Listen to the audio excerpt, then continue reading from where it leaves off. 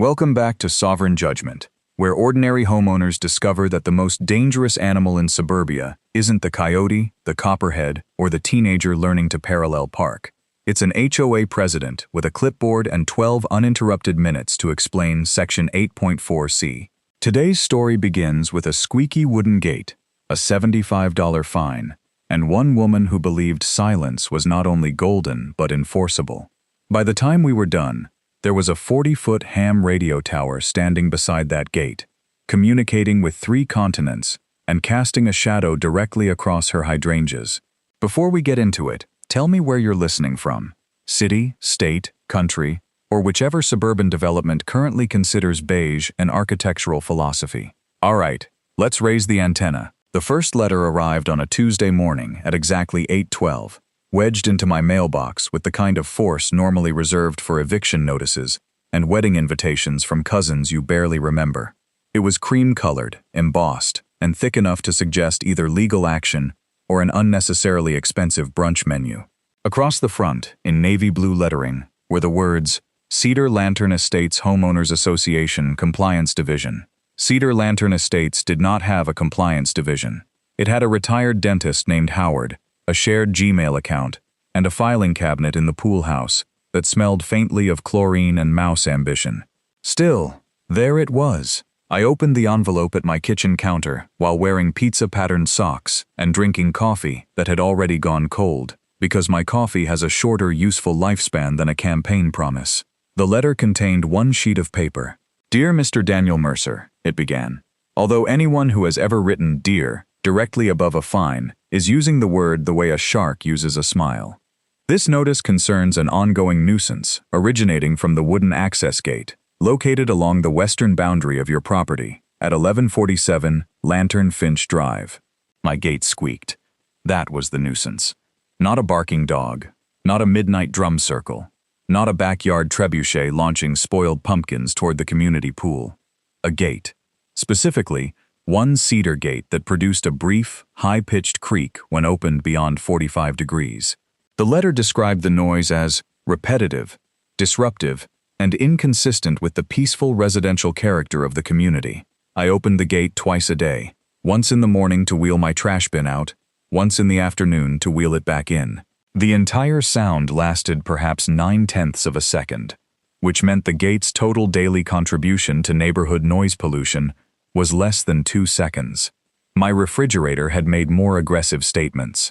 At the bottom of the page, the HOA demanded that I remediate the audible condition within 72 hours and pay a $75 administrative enforcement fee. They had not fined me for failing to fix the gate.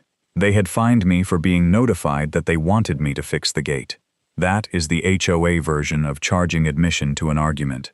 I read the letter again, hoping the second pass might reveal that I had misunderstood something. It did not.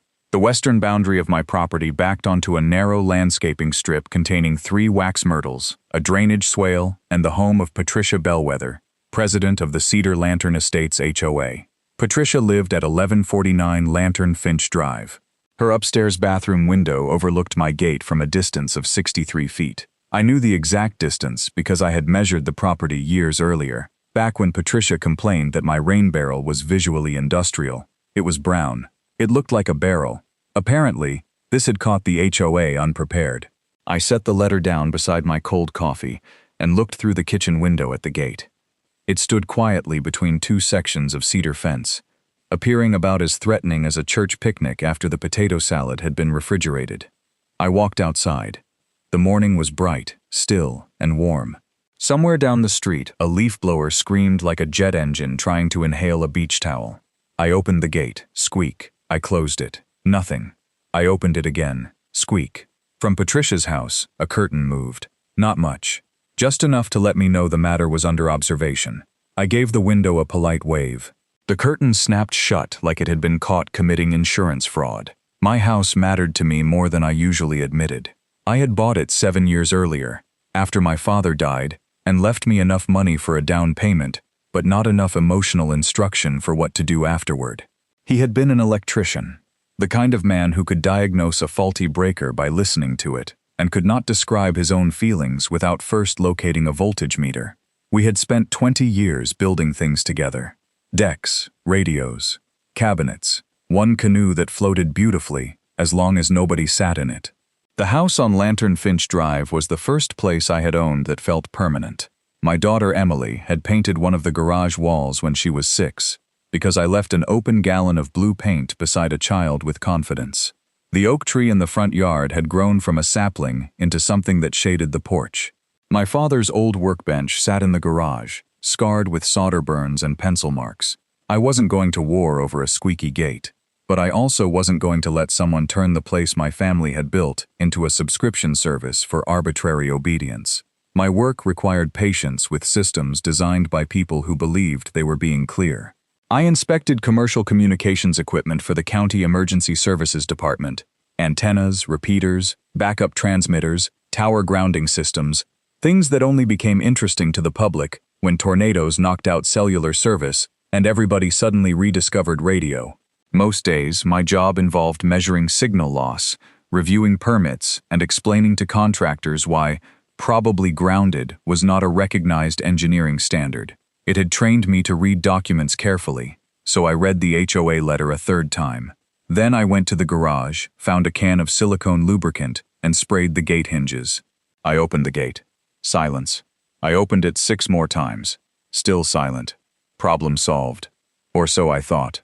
At 4:36 that afternoon, Patricia Bellwether arrived in a white golf cart, with a flashing amber light mounted on the roof. I had never seen the light illuminated before. She had switched it on for the occasion. The cart rolled up my driveway at 7 miles per hour, blinking solemnly like a municipal snowplow dispatched to remove one ice cube. Patricia sat behind the wheel wearing white capri pants, beige orthopedic sandals, and a floral blazer that looked like a botanical garden had detonated during a board meeting. A navy polo shirt underneath displayed the HOA crest over her left breast. Cedar Lantern Estates had a crest. It featured a lantern, 2 cedar branches, and what appeared to be a duck with legal representation. Patricia had commissioned it during her first year as president. She stepped out, holding a red clipboard against her chest, like a medieval shield designed by Office Depot. Her silver hair was sculpted into a helmet so firm that local weather probably diverted around it. "Mr. Mercer!" she called. Her voice had the tonal quality of a fork being introduced to a garbage disposal.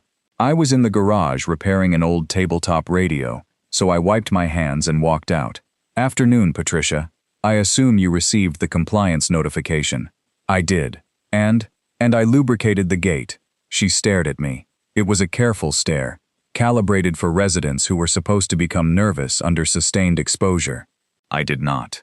I had once spent 9 hours inside a transmitter shelter with a raccoon trapped above the ceiling tiles. Patricia was less unpredictable and only slightly better groomed. She marched to the side yard. I followed. She positioned herself beside the gate, opened it, and listened. There was no sound. She closed it, opened it again.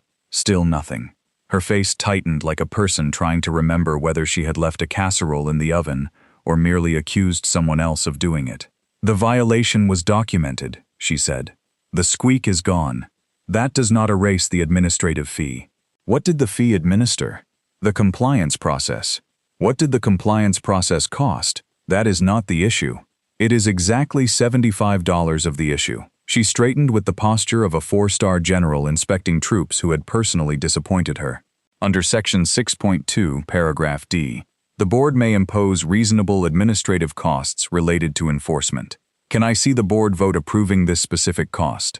The board has delegated authority to the president. Can I see the delegation? She gripped the clipboard more tightly. "Mr. Mercer, this is not a courtroom." "Good."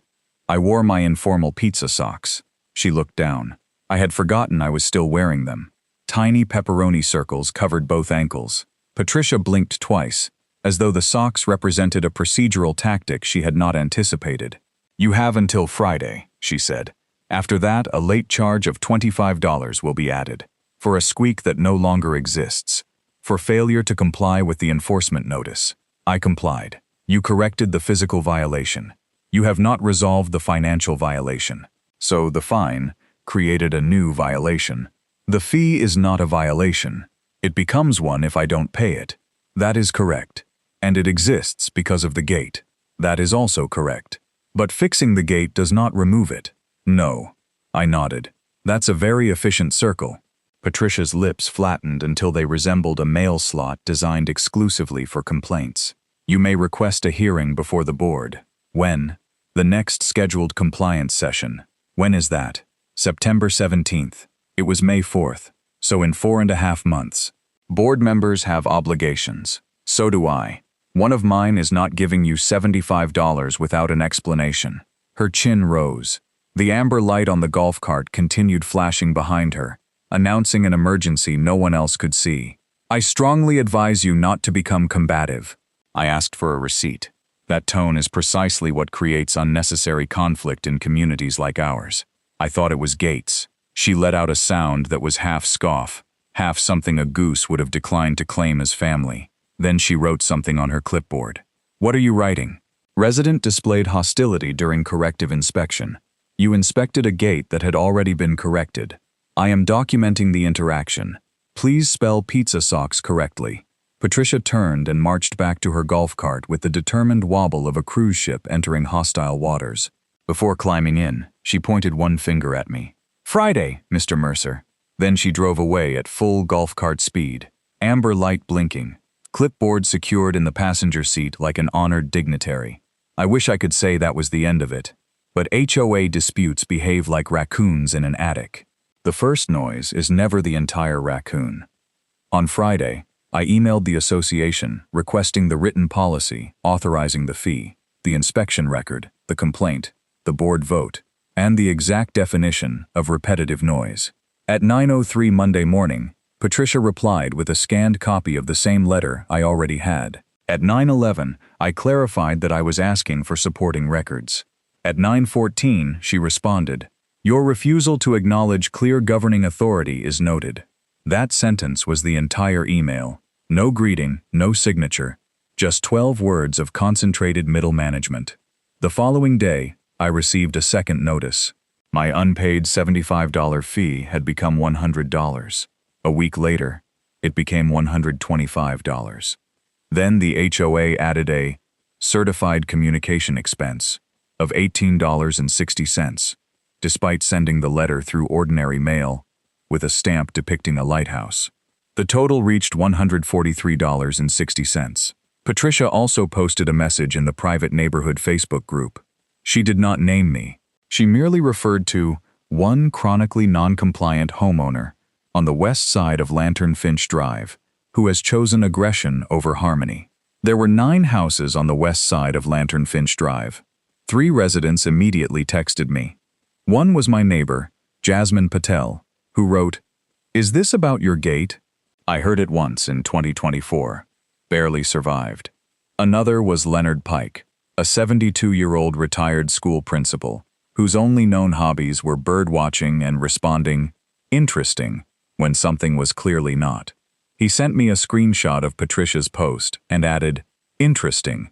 The third message came from a number I did not recognize. "Hey Daniel, this is Greg from 1162.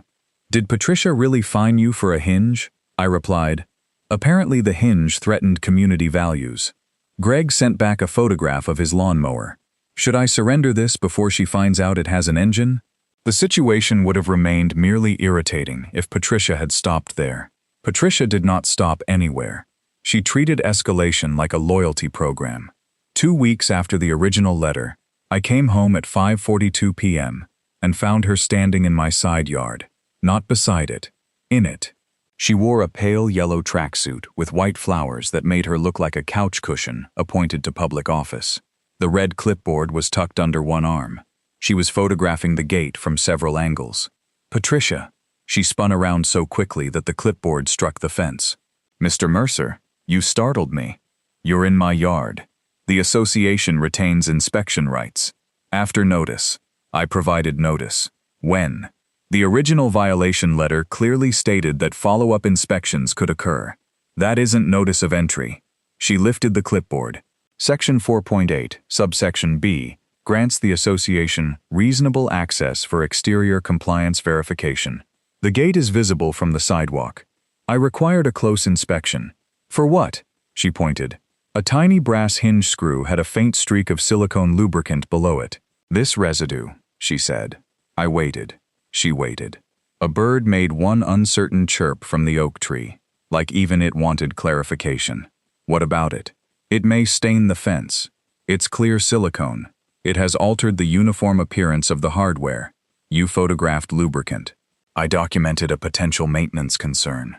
"From inside my yard. You need to stop framing routine governance as persecution. You need to stop entering my property to photograph hinge moisture." Her face turned pink in gradual stages, like a printer running out of emotional toner. "I am not going to be intimidated by your sarcasm. I'm not trying to intimidate you. I'm trying to understand the sentence uniform appearance of the hardware." She raised her voice.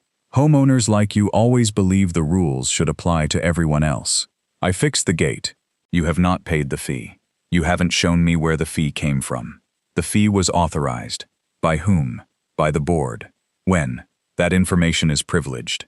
HOA financial decisions aren't privileged. You are not an attorney." "No, but I can read." That is exactly the attitude I'm talking about. Behind us, Jasmine Patel had stepped onto her patio, holding a colander full of strawberries. She watched Patricia with the concentrated interest of someone who had just discovered live theater was happening beside the recycling bins. Patricia noticed her. "Mrs. Patel, this is a private compliance matter." Jasmine looked down at her strawberries. "I'm in my own backyard. Then please respect Mr. Mercer's privacy. You're the one standing in his yard." Patricia's mouth opened. Closed. Opened again. She looked like a goldfish attempting to deny a zoning variance. I took out my phone. "I'm asking you to leave my property." Patricia's eyes narrowed. "Are you recording me?" "Yes." "Without my consent?" "We're outside. You're on my property. And our state permits one-party recording. You are creating a hostile environment." "No. I'm creating a record." For a moment, I almost lost my temper. Not because of the money, not because of the letters. Because she stood in the yard my father had helped me fence, beside the gate I had repaired, and spoke as though I were borrowing my own property from her. My jaw tightened. Then I noticed the cold mug of coffee still sitting on the workbench just inside the garage. I had brought it outside 40 minutes earlier and forgotten it again. The sight of that coffee, lifeless, abandoned, probably developing its own municipal government, calmed me. "Patricia," I said, "please leave." She tucked the clipboard under her arm. "I will be reporting your obstruction to the board. Report that I obstructed you from remaining after I told you to leave. I have authority. You have a golf cart." Jasmine made a choking sound and turned it into a cough. Patricia marched out through the gate. It did not squeak. That seemed to offend her more than anything. The next morning, a third notice arrived. Interference with authorized inspection. $250. Hostile conduct toward board representative. $150. Unapproved alteration to exterior gate hardware. $100. Apparently, lubrication was now architecture. My total balance became $643.60. At the bottom, in bold text, the letter warned that continued non-payment could result in a lien against my property. That got my attention. A squeaky hinge had now evolved into a theoretical threat against my house in 23 days. It was like watching a paper cut apply for artillery support. I started documenting everything. Every letter, every email, every envelope, every timestamp. I downloaded the HOA bylaws, declarations, architectural standards, meeting minutes, and financial reports. The association website had been built sometime around 2008 and operated like a vending machine that accepted passwords instead of coins but still refused to provide snacks. Half the links were broken. The current policies page contained a pool rule from 6 summers earlier and a PDF titled Final, Parking, Use Parking, 2. I read all of it. The HOA declarations covered fencing, sheds, roofing, paint, vehicles, livestock, holiday decorations, satellite dishes, visible laundry, commercial signs, basketball hoops, portable toilets, solar panels, and ornamental statuary of an emotionally provocative nature. They did not define emotionally provocative statuary. I pictured a marble goose expressing disappointment. More importantly, The documents did not authorize automatic administrative fees for first-time noise complaints. They allowed fines only after written notice and an opportunity for a hearing. Patricia had reversed the order. She had fined first, then offered me a hearing 4 months later. The bylaws also required board votes to be recorded in the minutes. There was no vote authorizing a $75 gate squeak fee. In fact, the previous 6 months of minutes contained no approved fine schedule at all. But buried on page 42 of the architectural standards was something even more interesting. Radio and television reception devices shall be permitted, where required, by applicable federal or state law. Amateur radio equipment shall be reviewed on a case-by-case basis, subject to reasonable accommodation and applicable municipal permitting. I read that sentence 3 times. Then I smiled. Not because I had a plan, not yet, but because I knew something Patricia did not. The HOA regulated fences down to stain colors. It regulated sheds down to roof pitch. It regulated decorative flags down to seasonal appropriateness. But it had left amateur radio in the hands of federal policy, state law, and municipal permitting. Those were 3 systems I understood very well. The idea still would have remained an idea if Patricia had not made her next mistake. On June 2nd, at 7:18 p.m., she held what she called an emergency compliance forum in the pool clubhouse. 27 residents attended, mostly because the event announcement included free cookies. Patricia stood behind a folding table, wearing a navy skirt suit with brass buttons large enough to guide ships through fog. Her clipboard rested beside a portable microphone. She spoke into it, despite the room being small enough for everyone to hear the ice machine cycle. "We are here," she announced, her voice booming through the speaker like a blender full of loose cutlery. Because a small number of residents have embraced a pattern of deliberate non-compliance. People looked around. There were 31 cookies for 27 residents. This remained the room's primary concern. Patricia clicked a presentation remote. A projector displayed the title, "Preserving Standards in an Age of Entitlement." Below it was a stock photograph of a white picket fence. Cedar Lantern Estates did not have white picket fences. They were prohibited. Patricia spent 20 minutes explaining that minor violations become major cultural problems when left unchallenged. Her examples included a recycling bin visible for 9 hours after collection, a garden hose improperly coiled, a seasonal wreath displayed 11 days beyond the applicable holiday. Then she showed a photograph of my gate. The room became very quiet, not because people were shocked, because no one could identify what they were supposed to be seeing. "This," Patricia said, "is a Western access structure associated with repeated noise disturbances, unapproved mechanical alteration, and resident interference." Greg from 1162 raised his hand. "Is that Daniel's gate?" Patricia's smile tightened. "I will not identify individual homeowners." "You put his address in the corner of the slide." She turned. There it was, 1147 Lantern Finch Drive, printed in 12-point text. Patricia clicked to the next slide so aggressively that the remote squeaked. Several people laughed. She glared at the remote, as though considering a separate enforcement action. I stood near the back wall, holding coffee in a paper cup. It was already cold. "Mr. Mercer," she said, spotting me, "since you have chosen to attend, perhaps you would like to explain why you continue refusing to resolve your account. I asked for a hearing. You were offered one. In September. The calendar is full." "Of what?" "Association business." Leonard Pike raised one hand. "The calendar on the website is empty." Patricia ignored him. I kept my voice calm. "Your bylaws require a hearing before fines are imposed. That is your interpretation. It's the sentence." Section 9.3, paragraph A, gives the board broad enforcement discretion, subject to the procedures in Section 9.4. Patricia's eyes narrowed. "Do not attempt to lecture this board on its own documents. Then follow them without my help." A murmur moved through the room.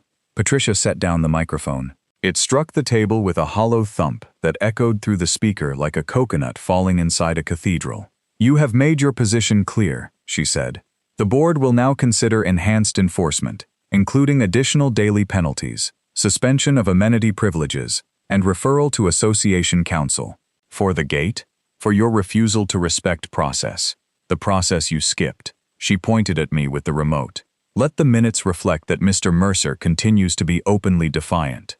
The board secretary, Howard the retired dentist, looked down at his blank legal pad. "Patricia," he whispered, "this isn't an official board meeting. We didn't post notice."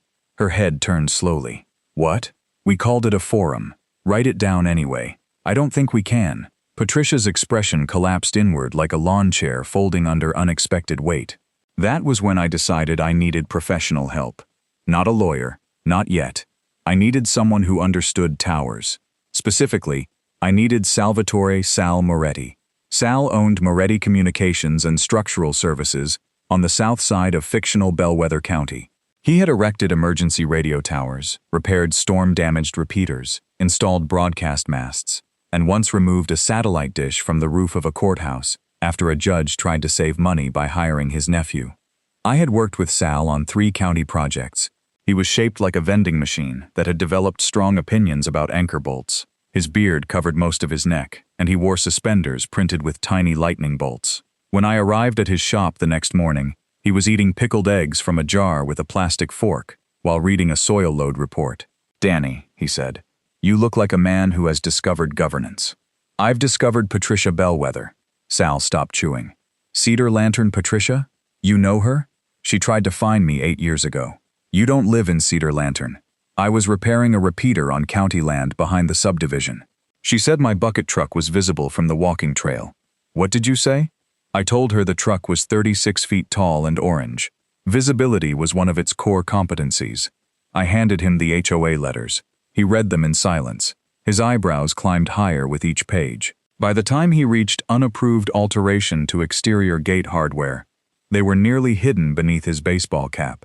"She fined you $100 for oil? Silicone. Oh, well, that changes everything. Straight to prison." He placed the letters on his desk. "What do you want to do?" "I want the fines removed." Lawyer. "I also want her to understand that not every object capable of producing sound belongs under her command." Sal leaned back. His chair creaked like an old dock reconsidering its commitment to land. "You still have your amateur license?" "General class." "Renewed last year." "You active?" "Mostly emergency nets, some digital. Haven't done much long-distance work lately." He looked at me. I looked at him.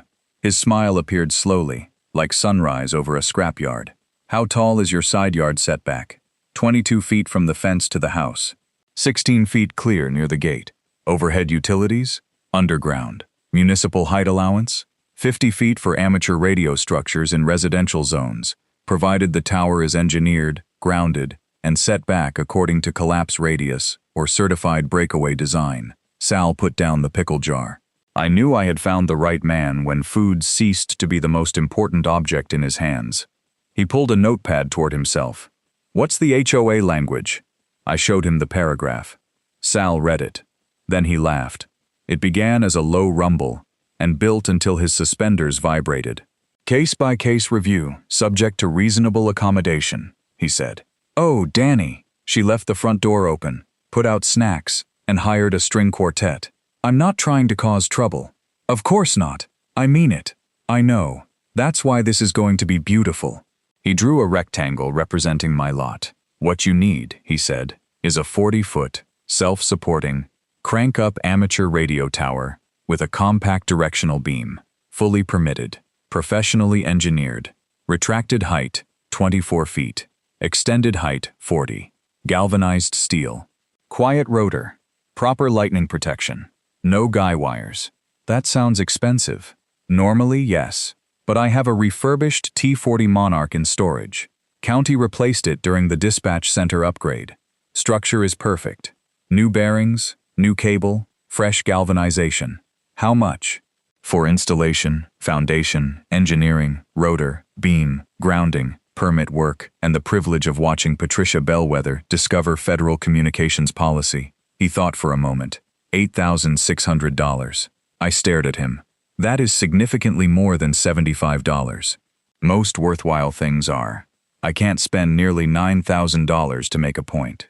You're not. You're investing in emergency communications. He leaned forward. Also, the County Volunteer Radio Group has a grant program. They need more trained residential stations on the North Ridge. You qualify. If approved, it covers half the equipment cost. How much would I pay?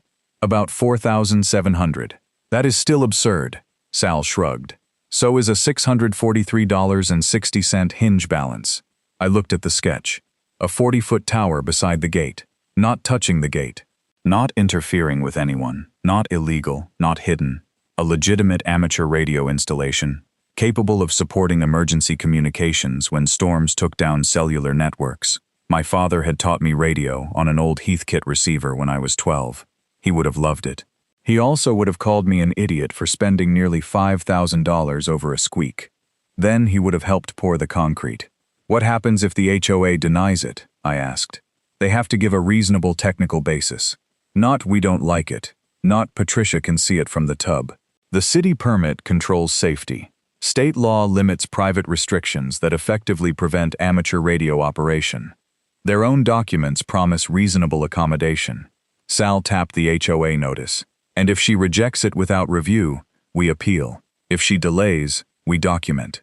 If she threatens, we document harder. People like Patricia don't fear antennas, they fear records. Then he gave me the line that made me willing to follow him into almost any permit office in America. A tower, Sal said, is just a fence post that went to college. We started that afternoon. First came the survey. I hired Lila Bennett, a licensed surveyor who wore mirrored sunglasses and carried measuring equipment with the calm authority of someone who could ruin a property dispute before lunch. Lila was 5 feet 2 inches tall and moved across a lot like a laser-guided argument. She confirmed the boundary pins, marked setbacks, measured the gate, and produced a stamped site plan showing the proposed tower 21 feet 8 inches from my house, 16 feet 3 inches from Patricia's property line, and 4 feet 9 inches from the gate. Next came the engineering review. The T-40 Monarch was rated for winds up to 110 miles per hour when retracted, and 90 miles per hour when extended. Its certified breakaway analysis showed that under catastrophic structural failure, a possibility Sal described as roughly equal to Patricia admitting uncertainty, the upper sections would telescope inward rather than fall at full length. The foundation required a reinforced concrete base, 4 feet square and 6 feet deep. The tower would be bonded to 3 8-foot ground rods spaced 16 feet apart, with surge protection at the cable entrance. The antenna itself was a lightweight 3-element directional beam spanning 14 feet. I submitted the full permit package to the fictional City of North Briar Planning and Building Department. Fee, $286. Review time, 11 business days. Approval arrived on day 9. The permit stated, amateur radio support structure. Maximum extended height, 40 feet approved use. Non-commercial personal and emergency communications. I framed a copy. Not because framing permits was necessary, because I suspected it would improve the conversation. Then I submitted the architectural request to the HOA. The package was 38 pages. It included the site plan, structural calculations, wind load certification, grounding plan, equipment specifications, city permit, license copy, photographs, landscape screening proposal, construction schedule, and a 2-page explanation of the station's emergency communications purpose. I hand-delivered it to the HOA office on June 14th at 10:07 a.m. Patricia sat behind a desk in the pool house, wearing a pink cardigan with pearl buttons and reading glasses attached to a gold chain. The cardigan made her look like a strawberry dessert that had been elected by acclamation. She accepted the binder without opening it. What is this? Architectural request. For what? Amateur radio support structure. She looked at the binder, then at me, then back at the binder. What kind of structure? 40-foot retractable tower. Her entire body became still. Even the gold glasses chain stopped moving. A what? Radio tower. In Cedar Lantern Estates? Yes. No. That was quick. She pushed the binder toward me. Absolutely not. You haven't reviewed it. I do not need to review an obviously prohibited industrial structure. It isn't industrial. It is a tower. That's one of the words. Our community does not permit towers. Page 42 of your architectural standards says, amateur radio equipment is reviewed case by case. Her eyes shifted, only slightly, but enough. She knew the sentence. That provision concerns small antenna equipment. It says amateur radio equipment. The board's interpretation is controlling. Then I'll need the board's written interpretation after it reviews the application. She sat straighter. You are doing this to harass me. No, I'm applying for a radio tower. Beside the very gate currently subject to enforcement. That's where the clear area is. This is retaliation. I haven't retaliated against anything. You expect me to believe that after your hostility? I expect you to read the binder. Her voice rose like a tea kettle, discovering personal betrayal. I will not allow you to transform this neighborhood into a communications compound because you resent a valid fine. That sounds like a denial based on the fine. It is a denial based on community standards. Please put that in writing. She stared at me. I smiled. Not broadly. Just enough to remind her that documents could travel. I will refer this to council, she said. Good. And construction may not begin. Not until the HOA review period expires or the application is approved. It will not be approved. Then send me the technical reasons. This conversation is over. Please timestamp the receipt. She looked at the binder as though it had insulted her family. Then she stamped the cover. Received. June 14th, 10:12 a.m. I took a photograph. Patricia watched me do it. Her expression resembled a cat discovering the vacuum cleaner had retained counsel. The HOA had 30 days to respond under its own rules. Day 10 passed, then day 20. On day 27, I received a 2-paragraph denial letter. It stated that the tower would be visually incompatible, potentially disruptive, and inconsistent with the harmonious vertical profile of the community. That last phrase impressed me. The harmonious vertical profile of Cedar Lantern Estates included oak trees, chimneys, streetlights, basketball hoops, and Greg's inflatable Independence Day eagle, which stood 20 feet tall and looked like patriotism had consumed a small aircraft. The denial included no engineering objection, no safety concern, no alternative location, no proposed accommodation. It also said, the board is aware that this request follows ongoing enforcement concerning the applicant's gate, and therefore questions the applicant's good faith. There it was. In writing.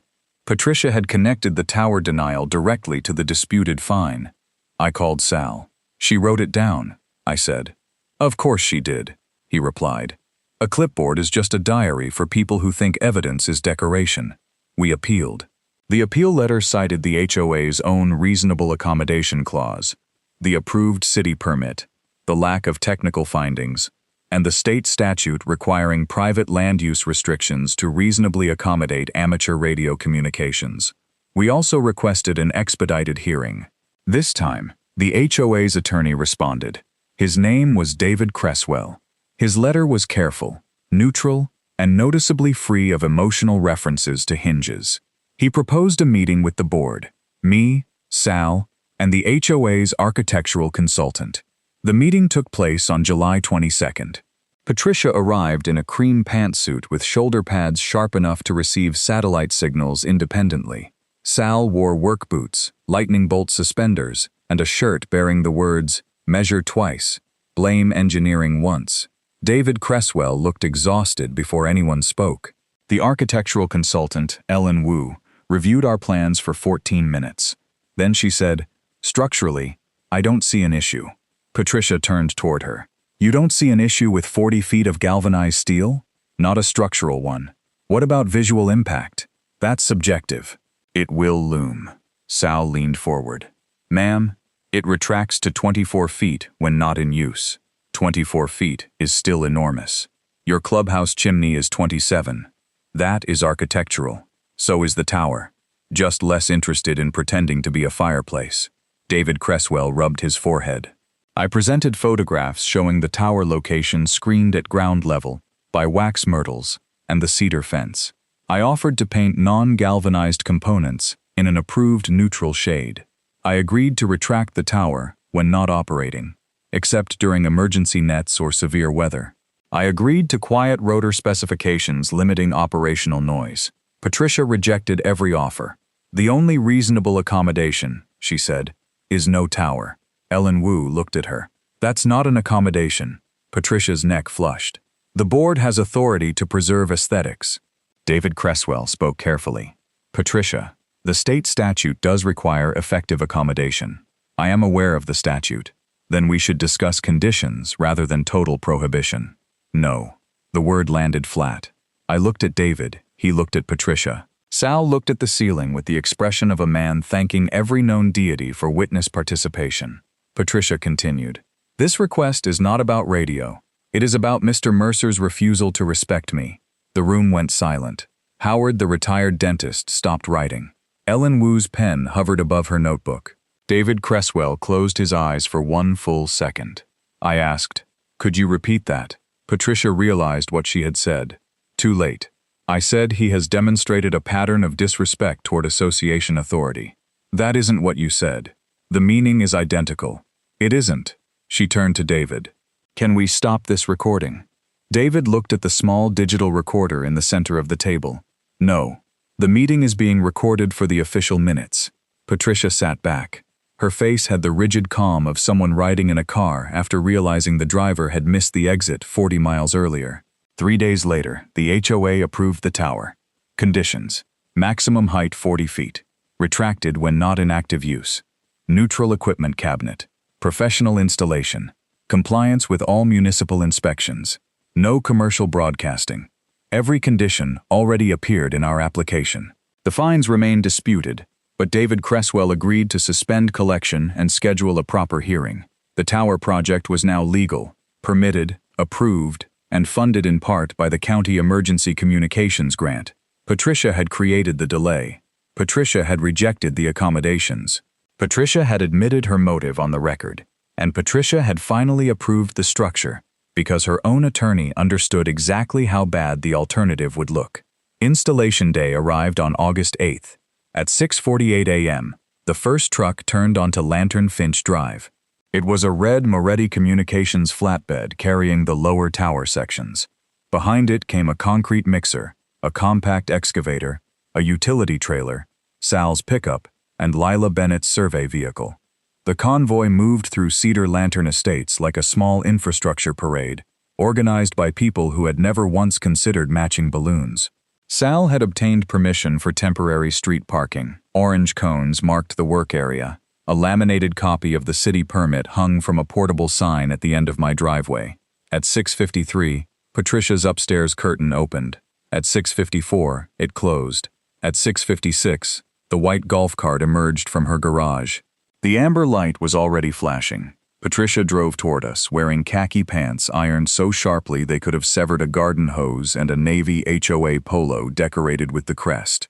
The red clipboard rode beside her. She stopped at the cones. What is happening? Sal stepped forward. Morning. Who are you? Sal Moretti, Moretti Communications. I asked what is happening. He pointed at the tower sections. Radio tower. I can see that. Excellent. Saves time. Patricia climbed out. Her eyes traveled from the flatbed to the excavator to the permit sign. You cannot block this street. We're not. You cannot stage commercial equipment in a residential community without authorization. Sal held up the traffic control permit. We have authorization. From whom? The city. The HOA controls these roads. No, ma'am. The city maintains this road. The association has jurisdiction. Over landscaping and parking duration, not permitted construction traffic. Patricia turned toward me. You arranged all this without notifying adjacent homeowners. I notified the HOA in the application. You were required to notify me personally. You signed the receipt. That was an administrative acknowledgement. It had your name on it. She hurried to the permit sign and began reading. Her lips moved over each line. She reached the approval stamp. Her shoulders dropped half an inch. Then she recovered. This work must stop until I can verify these documents. Sal shook his head. No. Her head snapped toward him. Excuse me? Permit is active. Utility locate is complete. Inspection is scheduled. Crew is here. Concrete has a delivery window. We're working. As HOA president, I am ordering you to stop. As tower contractor, I am declining your order. You do not understand who you're dealing with. Sal glanced at me, then back at her. Ma'am, I once installed a microwave relay on a prison roof during a thunderstorm while 2 administrators argued about ladder color. I understand exactly who I'm dealing with. The excavator started. Its engine rumbled to life, like a large mechanical animal waking up in a very specific mood. Patricia shouted over it. "I will call the police." Sal nodded. "Ask them to send somebody who likes permits." She did. Officer Raymond Cho arrived at 7:21. He had responded to Patricia's previous complaint about Jasmine's children using sidewalk chalk beyond what she called the designated creative zone. Officer Cho was 48, compact, and permanently tired in the way of a man who had seen human civilization reduced to arguments about recycling bin placement. He stepped from his patrol car and looked at the trucks, then the tower sections, then Patricia's flashing golf cart. "What's the complaint?" "Unauthorized construction," Patricia said. Officer Cho looked at the permit sign. "It appears authorized. I have reason to question its validity." "Why?" "Because the structure violates neighborhood standards." "Was it approved?" Patricia hesitated. "Under protest." Officer Cho turned to me. "Do you have the HOA approval?" I handed him the letter. He read it. Then he examined the city permit. Then he looked at Patricia. "The city approved it. The HOA approved it. What would you like me to do?" "I would like you to pause construction while the board performs further review." "The board already reviewed it. We may reconsider." Officer Cho handed the documents back. "That sounds like a board issue. This equipment is creating a hazard." Sal pointed to the cones, barriers, marked utility lines, and crew members in reflective vests. "What hazard?" "The excavator. It's in the yard." "The concrete truck. It's in a permitted loading position." "The tower. It's horizontal." Officer Cho sighed. It was not a dramatic sigh. It was the sigh of a man whose soul had opened a separate savings account and was quietly planning retirement. "Mrs. Bellwether," he said, "construction is lawful. Please stay outside the marked work zone." Patricia raised the clipboard. "I am responsible for community safety. Then help by staying outside the marked work zone." She opened her mouth. Officer Cho added, "This is a permitted antenna installation, not a hostage situation." Then he left. By 9:40, the crew had excavated the foundation hole. It was 4 feet wide and 6 feet deep, a neat square opening that Patricia observed from her driveway with the intensity of an archaeologist watching strangers uncover her previous administration. At 11:15, the rebar cage went in. At 12:08, the concrete truck arrived. At 12:19, Patricia photographed the mixer chute. At 12:22, she photographed Sal eating a meatball sandwich. At 12:23, Sal posed with the sandwich. The concrete cured for 21 days. During that time, Patricia filed 3 complaints. One alleged that the covered foundation created an unfinished construction appearance. One objected to the orange safety barrier because orange was not an approved accent color. The third claimed that Sal's sandwich photograph constituted targeted mockery. David Cresswell dismissed all 3. On August 30th, the tower went up. A small crane lifted the nested galvanized sections from the flatbed.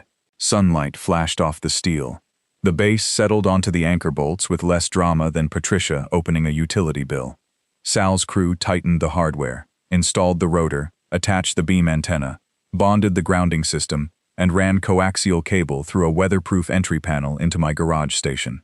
Retracted, the tower stood 24 feet tall. It was narrow, clean, and more elegant than I expected.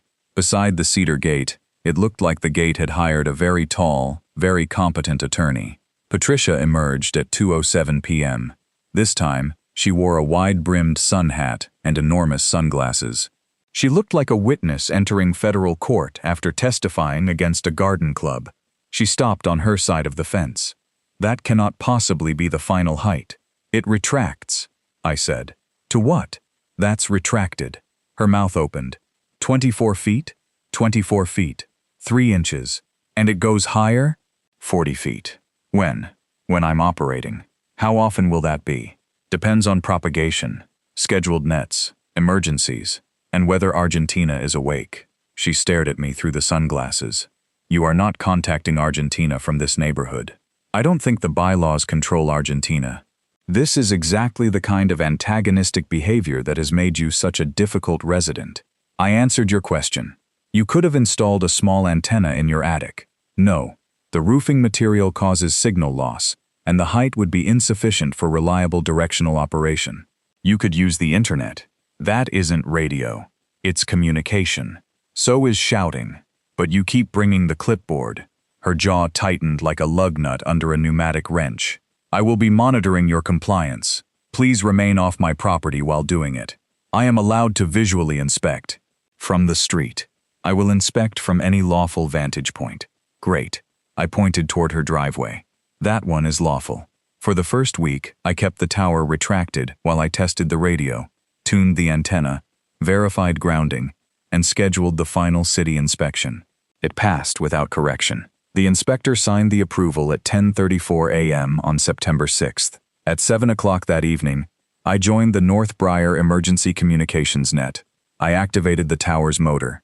The nested sections rose smoothly. 24 feet, 30, 35, 40. The beam antenna cleared the roofline and rotated east. The motor itself produced a low mechanical hum lasting 48 seconds. It was quieter than Patricia's golf cart. From my station in the garage, I checked into the net. Signal report, 5x9. Clear, strong, reliable.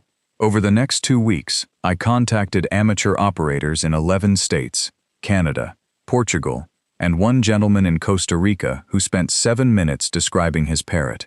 The tower performed beautifully. I extended it only while operating. I retracted it afterward. I kept a log. I complied with every condition. Patricia hated it with the focused purity of a person who had ordered consequences and received infrastructure. Her final mistake began on September 19th. At 6:32 p.m., I was participating in a severe weather preparedness exercise. The county radio group had activated a simulated emergency net involving downed cellular networks, flooded road closures, and shelter communications. My tower was fully extended. The beam pointed southwest toward the county repeater. Sal was in my garage helping test a backup battery system. Jasmine and Leonard were sitting on folding chairs near the driveway because radio had become the most entertaining thing Cedar Lantern Estates had offered since someone accidentally ordered 600 pool noodles. Patricia drove up in the golf cart, amber light flashing, clipboard present. She parked partly across my driveway. "Lower it," she said. I removed one side of my headset. "Good evening. Lower the tower immediately. I'm operating under an emergency exercise. This is not an emergency. It's a scheduled preparedness net. Then you are violating the condition requiring the tower to remain retracted when not in active use. I'm actively using it. You are sitting in your garage. That's where the radio is. You cannot claim active use merely by sitting near equipment." A voice crackled through the speaker. "North Briar Station 14. Please relay shelter capacity for Sector 3. I pressed the microphone. Station 14 copies. Sector 3 shelter capacity is 186. Backup generator available. Access route via Bramble Cutoff. Patricia stepped closer. "You are broadcasting private community information. It's a fictional exercise scenario. You said Bramble Cutoff. That's a county road. You are using the tower to create a disturbance." "What disturbance?" "The visual disturbance. That condition was not included in the approval. I am issuing a verbal cease and desist order." Sal leaned against the workbench, arms folded. "On whose authority?" She turned. "The Cedar Lantern Estates Homeowners Association." Sal pointed toward the tower. "Association approved it. Approval can be revoked for abuse." "What abuse?" "Deliberate provocation." I looked at the clock. 6:37 p.m. My coffee beside the radio was cold. Naturally. "Patricia," I said, "the tower is permitted, approved, inspected, and currently in active use. You need to move your cart out of my driveway. I will move it when you lower the structure." "No." She raised the clipboard. "Then I will conduct an immediate inspection. You do not have permission to enter. The approval letter grants the HOA the right to verify operational compliance. After reasonable notice. I am providing notice now. That isn't reasonable notice. It is under the circumstances." I stood. "Do not enter my yard." Jasmine had already taken out her phone. Leonard, who normally moved with the urgency of a sundial, had also begun recording. Patricia looked at the tower base. The control switch was mounted inside a locked weatherproof box beside the fence. She could not access it from her property. "You are concealing the controls," she said. "They're secured." "Against whom?" I looked at her. "Currently?" She walked toward the gate. I stepped between her and the opening. "You may not enter. I am an association representative." "You are an association representative who has been told not to enter. I will not be obstructed." Patricia, this is your warning. She pulled out her phone. I'm calling the police. Please do. She did. Then she stood beside the gate, describing the situation to dispatch, in a voice as solemn as a weather anchor announcing the arrival of a Category 5 patio umbrella. She claimed I was operating an unsafe structure. She claimed I had refused an inspection. She claimed the tower was swaying visibly. It was not. There was almost no wind. The antenna moved less than Patricia's hat brim. Officer Raymond Cho arrived at 6:54 p.m. This time, another officer accompanied him, a younger woman named Officer Marisol Vega. Cho got out, looked up at the 40-foot tower, and rubbed one hand over his face. I was hoping this had resolved itself, he said. Patricia hurried toward him. Officer, thank goodness. Mr. Mercer is refusing lawful inspection, operating the tower outside permitted emergency use, and creating an immediate safety threat. Cho looked at the tower, then at me. Is it permitted? Yes. Approved by the HOA? Yes. Inspected? Yes. Currently in use? The radio speaker answered for me. Station 14. Confirm receipt of simulated medical supply request.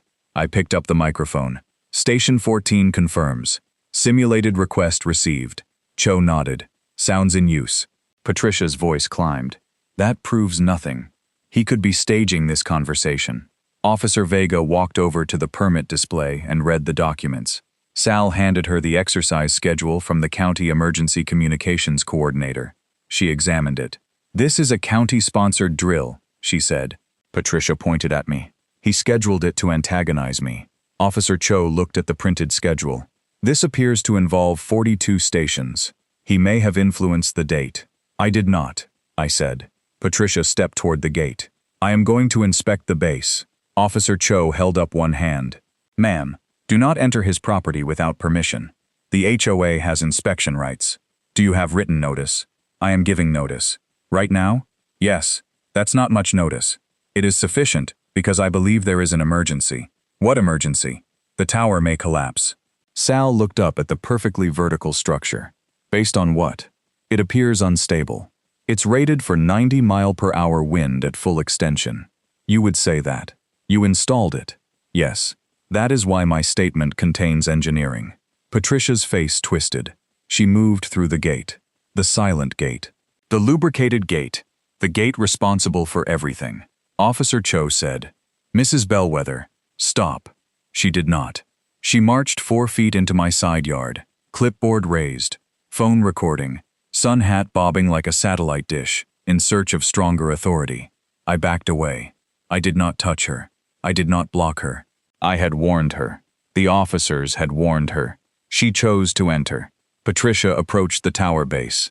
A temporary landscape irrigation hose ran along the edge of the flower bed. It was bright green, visible, completely ordinary. She stepped over it, then turned while still moving, pointing her phone at the tower controls.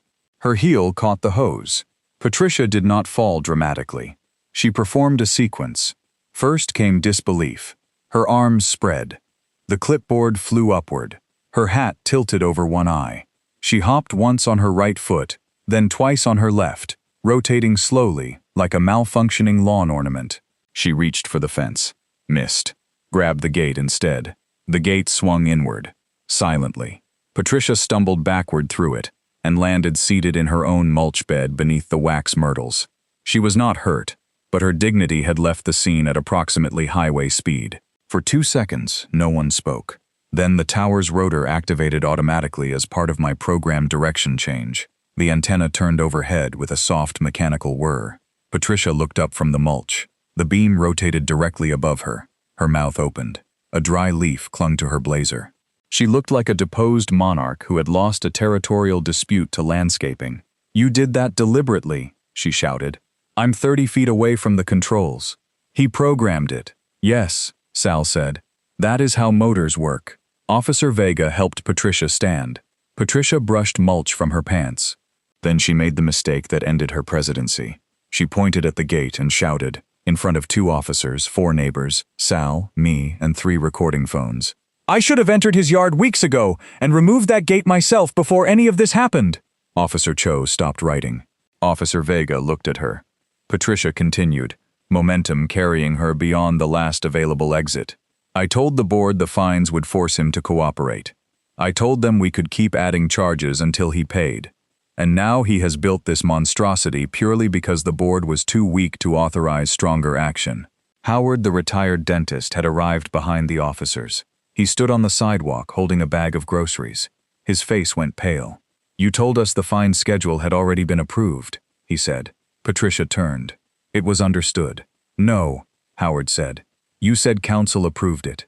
David Cresswell's voice came from Leonard's phone. Leonard had called him on speaker. "Patricia," David said, "do not say anything else." Patricia stared at the phone. "Why is he on the line?" Leonard shrugged. "I thought he might find this interesting." David's voice sharpened. "Patricia, stop speaking. I have done nothing wrong. You just admitted to imposing escalating fines to force payment without an approved schedule." "That is not what I said." 3 phones continued recording.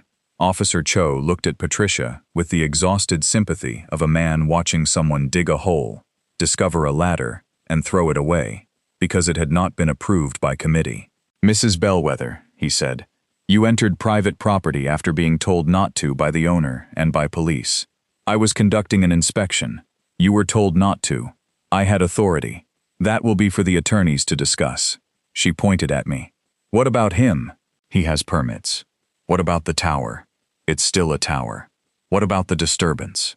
Officer Cho glanced at the silent gate, the quiet rotor, the stationary trucks that no longer existed, and the woman standing in mulch with a leaf attached to her sleeve. Then he delivered the line that summarized 6 months of neighborhood history more accurately than any meeting minutes ever had. "The loudest thing here is still you." The video spread through Cedar Lantern Estates before midnight. Not publicly. No one posted it outside the community, but nearly every resident saw at least one angle. Jasmine's recording captured Patricia's entry and fall. Leonard's captured the confession. Greg's doorbell camera captured the golf cart parked across my driveway with the amber light flashing throughout the entire event, like a beacon warning aircraft of low-altitude governance. The HOA board called an emergency meeting 2 days later, a real one, properly noticed. With minutes, 73 homeowners attended. The clubhouse fire code allowed 75. Patricia sat at the front table, wearing a dark blue suit and no floral pattern at all. Without the flowers, she seemed smaller. Still rigid, still certain, but smaller. David Cresswell explained that the association faced potential liability for unauthorized fines, procedural violations, improper property entry, selective enforcement, and legal fees associated with the tower denial. He also revealed that Patricia had personally created the $75 administrative enforcement fee in a spreadsheet and instructed the management bookkeeper to apply it without a recorded board vote. She had then added late charges manually. The spreadsheet file was named New Fine System, Real Final Use, SSX. Patricia had emailed it from her personal account. The metadata showed the creation date. The board had never approved it. Over 14 months, Patricia's system had assessed $28,460 in unauthorized fees against 39 homeowners. Some had paid, some had not. One family had received a lien warning over $312 in hedge-related charges. The room shifted from amusement to anger, quiet anger, the dangerous kind, the kind that brings folders. Resident after resident stood to describe their experiences. Jasmine had been fined for sidewalk chalk. Greg had been warned about his inflatable eagle. Leonard had received a notice because his bird feeder attracted non-resident wildlife. A woman named Teresa Mullins had been charged $200 because her visiting sister's mobility ramp remained in place for 12 days. Howard, the retired dentist, spoke last. He removed his glasses and looked at Patricia. "You told us these actions were legally required. They were necessary to preserve standards." "That isn't what I said." Patricia's voice trembled, but only slightly. "If this board refuses to enforce the rules, the neighborhood will decline." Sal, sitting beside me, whispered, "Into what? Color?" The board voted 4-1 to remove Patricia as president. Patricia cast the one opposing vote. Then David explained that because she had acted outside approved authority, the association's insurance carrier might refuse coverage for some of the claims. Patricia resigned from the board before the second vote could remove her entirely. The HOA hired an independent accountant. Every unauthorized fee was identified. Residents who had paid received refunds plus interest. All related liens and collection notices were withdrawn. My $643.60 balance disappeared. The association also reimbursed $1,900 of my legal and professional costs, because the tower denial had violated its own review procedures. That did not fully cover my contribution to the tower project. But by then, the money no longer felt like the point. The State Amateur Radio Association donated a backup power unit. The county added my station to its severe weather relay map.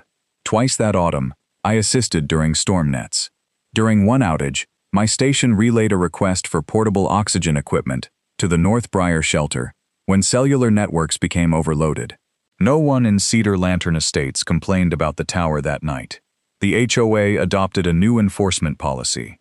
Written warnings first, hearings before fines, recorded board votes, clear appeal deadlines. No single officer could create fees. No property entry without proper notice, except in a genuine emergency. The entire policy fit on 4 pages. Patricia's version had required a filing cabinet and the emotional stamina of a hostage negotiator. Howard declined the presidency. He said he had already spent 34 years looking inside people's mouths and had no desire to continue the experience metaphorically. The board elected Jasmine Patel. Her inaugural speech lasted 9 seconds. Keep your property reasonably tidy. Don't make life miserable for your neighbors. And please don't make me buy a clipboard. It passed unanimously. The neighborhood changed after that. Not dramatically. No marching band appeared. No one burned the bylaws in the street. Things simply relaxed. Children drew chalk planets across the sidewalk. Greg displayed the inflatable eagle again, though he tethered it more securely after it leaned into Leonard's maple tree like a patriotic drunk. Teresa Mullins installed a permanent ramp for her sister without waiting 12 weeks for architectural review. The hedges grew slightly uneven. Nobody died. Leonard's bird feeder continued attracting non-resident wildlife, including one squirrel so large it looked like it had swallowed a smaller HOA. People started gathering in my driveway during radio events. Sal brought meatball sandwiches. Jasmine brought strawberries. Howard brought a folding chair and listened to voices arriving from places he had never visited. My daughter Emily came home from college one weekend and helped me contact an operator in Scotland. When the signal came through, clear and sharp from thousands of miles away, she looked up at the tower and said, "Grandpa would have loved this. He would have complained about the concrete price. Then he would have bragged about it to everyone." She was right. Patricia listed her house in November. The real estate description called it a meticulously maintained home in a standards-conscious community. It sold for $31,000 below the original asking price, after 3 reductions. On moving day, a professional crew loaded her furniture into a truck. The white golf cart went onto a trailer. The amber light had been removed. She moved to a high-rise condominium in fictional downtown North Briar, where the landscaping was maintained by professionals and no resident owned a gate. She did not say goodbye. I did not expect her to. The 40-foot tower still stands beside mine. Most days, it remains retracted at 24 feet, narrow and quiet against the sky. When I operate, it rises 30 feet, 35, 40. The beam turns toward whatever part of the world I'm trying to reach. Portugal, Japan, Costa Rica, and the man with the parrot. And every morning, I roll my trash bin through the cedar gate. The hinges remain perfectly silent. The motorized tower above it, however, can reach Argentina. So let me know in the comments, what is the most ridiculous thing an HOA has ever tried to fine you for? Like the video, subscribe, and join us again here on Sovereign Judgment. Because sometimes the squeaky gate doesn't get the grease. Sometimes it gets a 40-foot antenna.